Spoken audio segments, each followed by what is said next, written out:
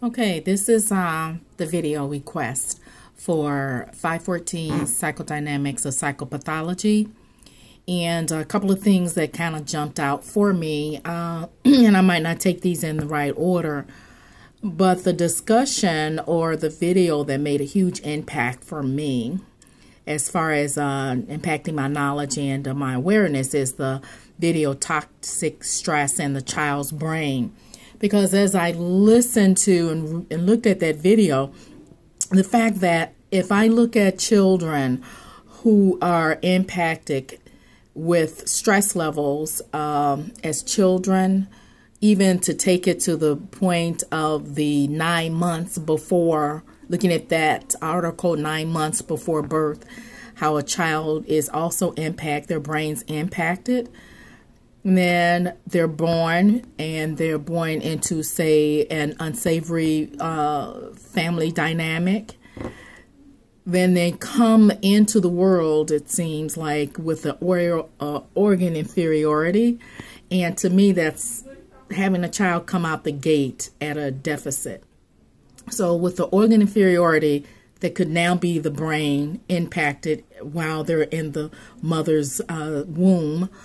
And then be born, and then have family atmosphere that's not a healthy atmosphere that could create a child that's either going to fall onto the pampered side or the neglected child side, and having parental styles. And these are all Adlerian concepts. So for me, if I were to take all of those and apply them into looking at an adult and finding out, not necessarily finding out, but understanding the neurosis or the psychosis of an adult, if I were to take each one of those components and actually delve into them, then I could find a way to look at what are some of the treatment options that can be made available for such an adult.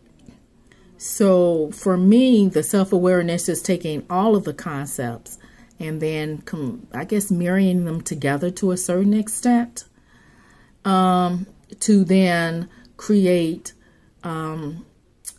techniques or technologies, awareness, learning paths, psychoeducation for people to then look at how do they have an opportunity to have a creative self. Now, some of this also was very confusing to me. When I looked at the creative self, I was looking at it from something on the positive.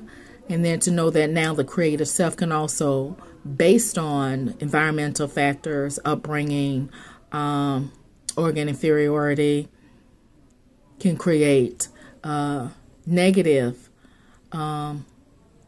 creative self identities.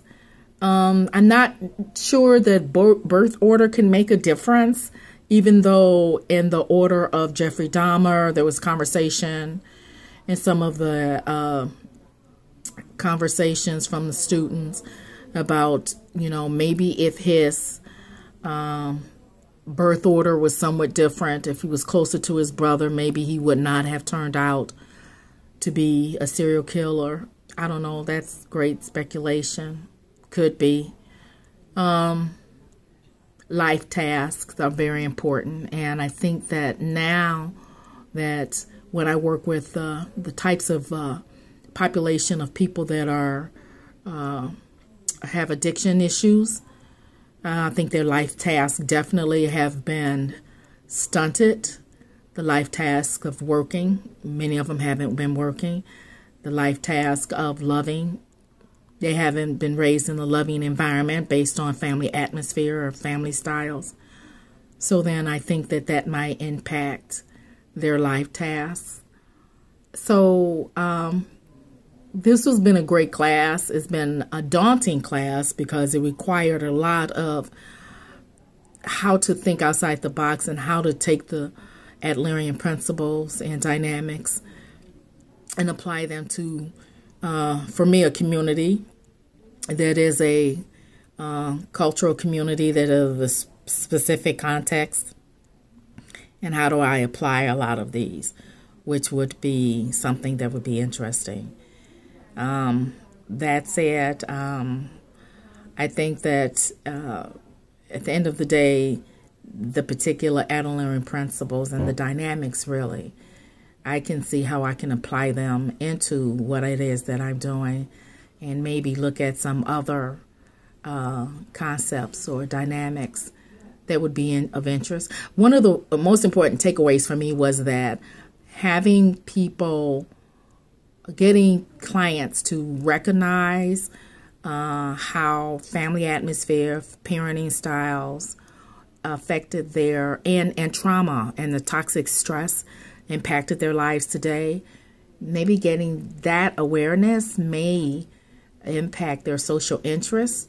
As I conduct groups, I do notice that most of my clients had a self-defeating or felt minus about themselves. And as they've gotten, when they get towards graduation, there's a perceived plus, because I hear them talking about making a difference in their families, making a difference in community.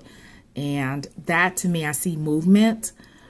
And to see that kind of movement take place, I think it affects their cognitive schema, where they may have, due to using drugs, had a negative cognitive schema. That now their cognitive schema is completely different. People that started in my groups in the actual program 12 weeks ago were angry, confrontational, and now they are, when situations come up, they have this real flat, it's like it doesn't affect them.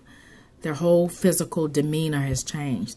So I can see where, when I can employ some of these particular dynamics as I go along with my group sessions, I can see how they do make a difference. This stuff really does work.